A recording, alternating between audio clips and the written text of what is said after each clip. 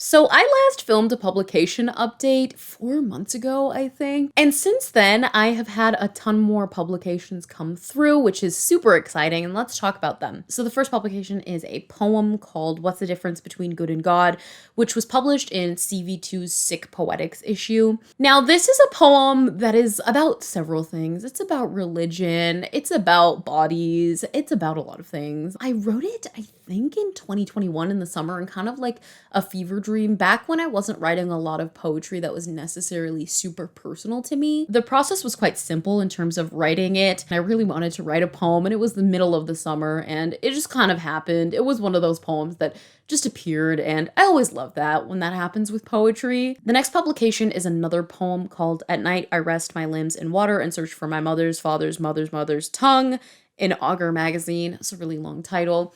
This poem means the world to me. It is one of my favorite poems that I have ever written. I wrote it when I was having an epiphany with my poetry. I took an amazing poetry workshop in the fall of 2021 that completely changed my perspective on poetry. Before then, I had pretty much quit on writing poetry. I just couldn't find enjoyment in it, not because I didn't want to write poetry. I was just really struggling with it.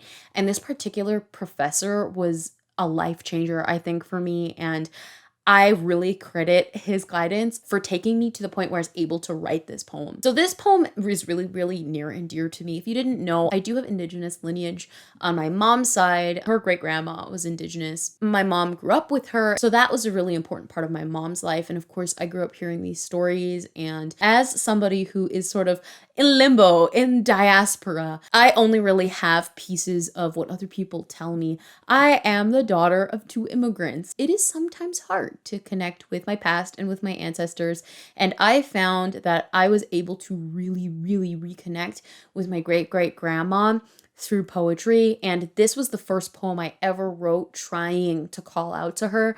And since then I've written tons, but this one I think is such a marker of changing my poetry.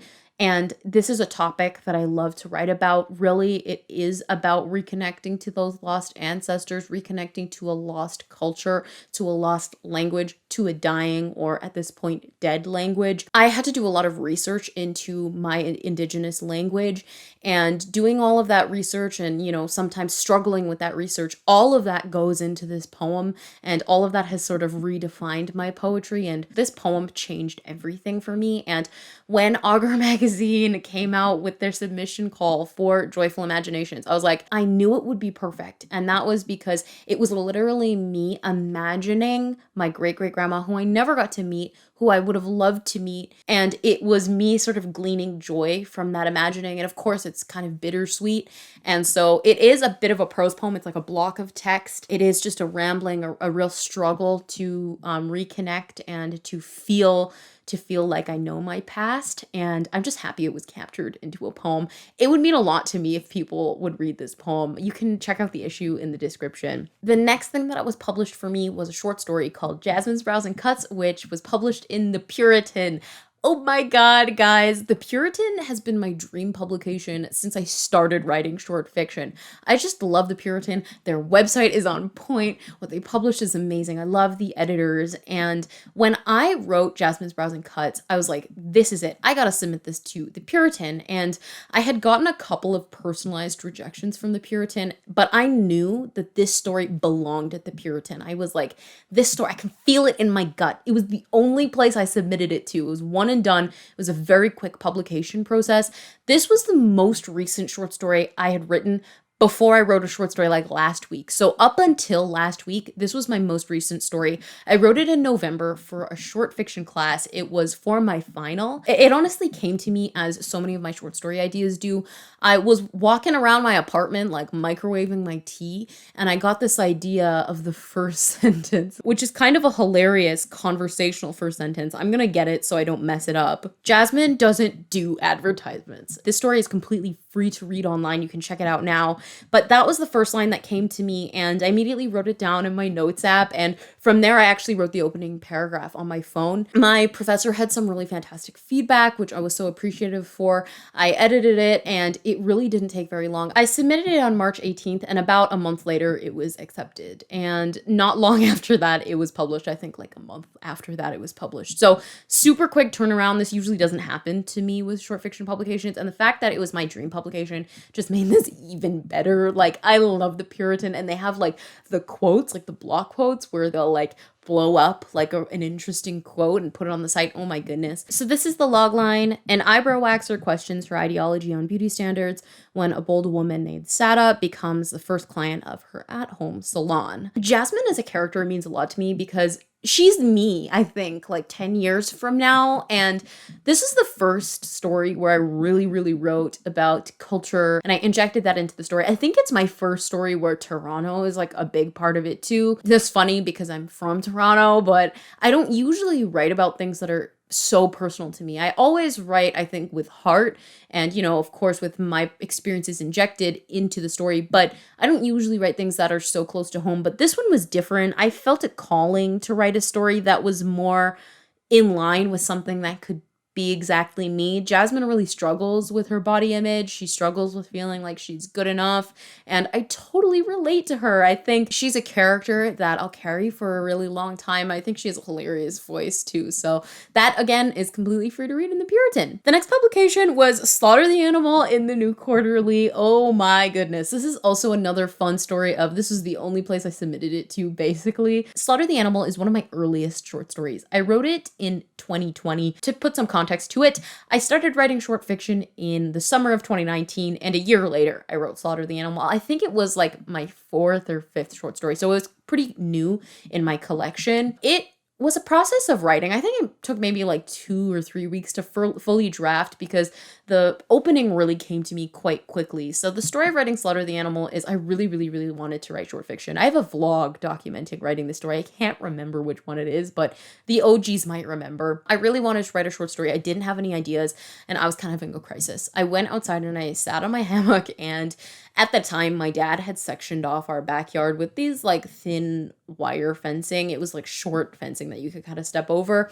And my dog was on the other side, and she was barking at me, and I'm looking up through the plum tree branches that are above the hammock, and I see a bird on my house's roof. It lands, and immediately this idea like comes into my mind. And that opening image of a dog barking and a girl looking at trees sitting on a hammock is the opening of Slaughter the Animal. So it was CNF. This story, I think, was so defining for me, which is interesting because I wrote it early, like before I'd veered off into writing more quirky kind of stories. I wrote a couple of those. So Slaughter the Animal was an early development. Then I branched the other way, but now I've kind of come back to where Slaughter the Animal brought me, and I'm so happy that I wrote it because it's about a mother and daughter. At the core, it's about a mother and daughter, and that kind of relationship just means so much to me. I was so happy to be able to put it on the page. So the log line is, a mother and daughter's fraught relationship is tested when they move across the country. So yeah, it follows Dot, who has moved across the country from a small little Ontario town to Victoria in British Columbia, and she's kind of struggling with that. She doesn't really like her mom. Her mom is a bit complicated, but, you know, Dot is too young to really understand what her mom is going through. Her mom has just gone through kind of a messy divorce, and they kind of butt heads a lot. Dot's not a really good daughter to her mom, and her mom is not a very good mother to her. And so there's that tension throughout the story, and Dot meets a set of twins, Carver and Ginny, at this boarding house that her and her mom moved to temporarily, and they kind of show her how relationships can be and contrasts, you know, their super close relationship with her very distant relationship with her mother. And Carver and Ginny were the first set of twins I ever wrote about. I don't like writing about twins. I don't often write about twins. And that's not because I hate twins. If you're a twin and you're watching this, you're probably like, ew, like, why is she being so mean about twins? I am a twin. And I don't feel like writing about twins. I love my twin so much. She's a writer. She is the best thing that ever happened to me, or vice versa, is how we say it. But no, I don't often write about twins. So they're the first twins I ever wrote about. So Slaughter the Animal is a print publication. I will link it in the description. I am in the issue with so many fantastic writers, and I'm on the cover. They put my name on the cover. The next publications are all forthcoming publications, so you can't read them yet. I'm not sure exactly when they're coming out, but they will be published at one point. So the first is Eat Well, which is a short story which will be coming out sometime in CAROUSEL. So Eat Well is a short story that I wrote for my workshop. I wrote it in late August of 2021, about a year ago, and I got it workshopped in the fall. A girlfriend is simultaneously driven apart and connected to her boyfriend through her strange cooking. So this story is all about food. It has kind of an interesting structure. It's structured by the names of the dishes. And so it's the first time I think I've really played with structure like that in my short fiction. It's really, really short. I think it's like 1,400 words or something like that.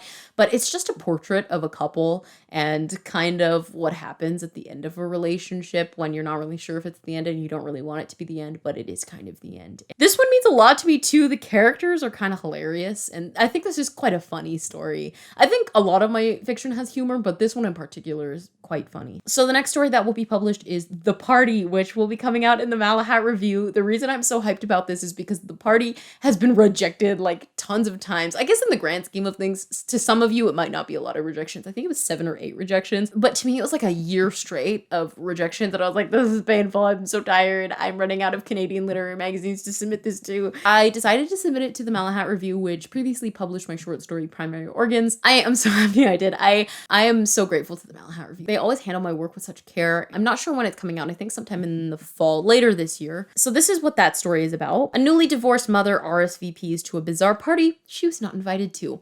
I did the line edit of this, I think in May for the magazine, and I was kind of surprised by how good this story was. I was like, I did not know, because I don't read my short stories after I start submitting them. I never read them again. Like when they get submitted, when they get accepted, I never read them ever again, which is a little bit sad to me because I love my short fiction and I love rereading my short fiction. Of course, I had to reread it for the edits, and I was like, oh, I like this. This is pretty good. So the final story that I want to share with you that's going to be published is Joanne, I'll Pray For You, which is going to come out in one of Bell Press Books' anthologies called Framework of the Human Body.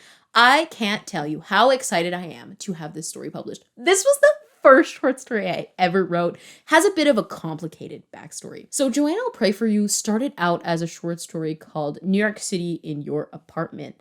And this was a short story that I wrote in grade 12. I think it was like June. And it was the very first story I ever completed, really. It was like when I was like, okay, I write short fiction now. It was a really long draft. I think it was like 5,000 words. I didn't really submit it from then. I wasn't really submitting my work at that time. Now, I quickly realized like I didn't really like a lot of it. Like the structure was not good. There was a lot of like scenes that didn't need to be there. It was kind of trying to be too long of a project in what it needed to accomplish.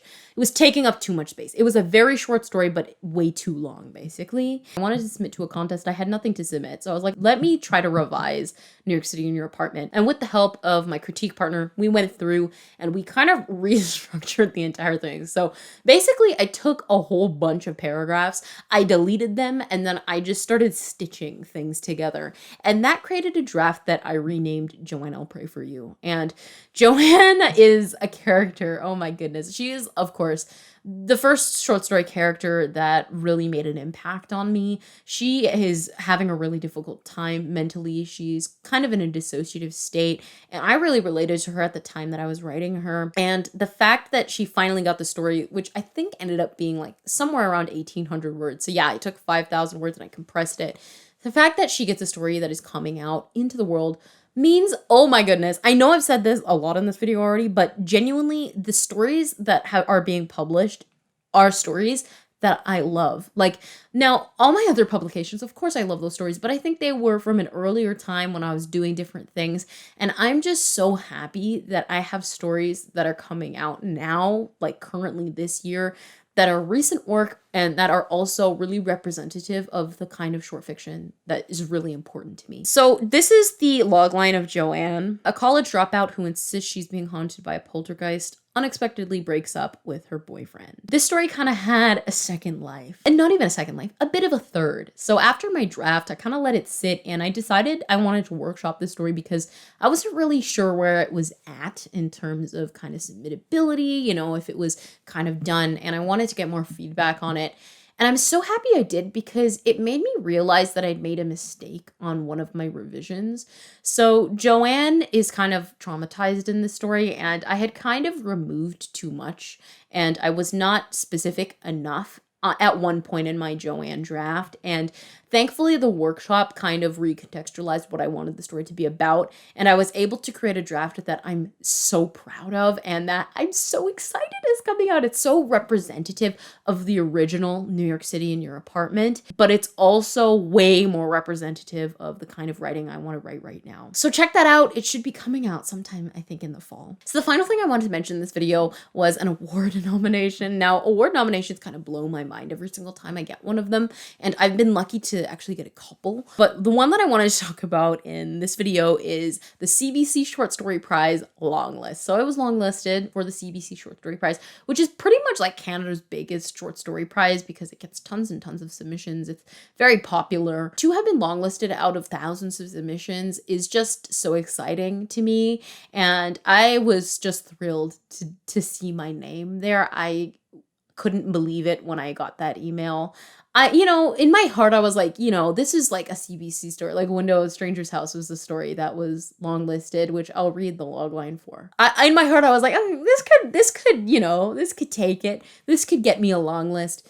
But at the end of the day, like, it was kind of like a far off dream. Like, it's good, but like, there are so many stories, like it's probably not going to be mine. And when I found out, I was like, oh my gosh, my mind was blown. So there's a profile of me, and there's like a tiny little excerpt of the story on the CBC's website, and I answered a couple of questions for them. So I will link that in the description if you wanted to check it out. The story itself hasn't yet been published, though I have been submitting it. But the logline for The Window of Stranger's House is: a single middle-aged woman craving touch finds inspiration in the couple that lives across her apartment.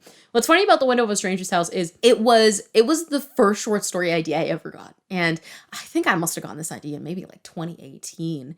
And I'd written like the idea down in my phone and everything. And I tried writing it at one point, but it was not at all something that I could have written when I was like 16 or 17. I was too young. I needed more time to sort of develop. And also I would not have understood how to write it at that age. And I'm happy that I did end up writing it. It was last year in July of 2021 that I wrote the first draft. In September, I submitted to CBC, and then the long list was announced in the spring of 2022. So again, pretty fun and pretty quick turnaround and all of those things. It's really exciting. That's why I love short fiction. What have you been writing? Let me know in the comments. If you are somebody who submits your short fiction, have you had any successes lately? Let me know in the comments. If you aren't somebody who submits, would you ever submit your short fiction? If you do write short fiction, if you don't write short fiction, will you start? Let's discuss in the comments, but for now, thank you so much for watching, and I'll see you guys in another video. Bye!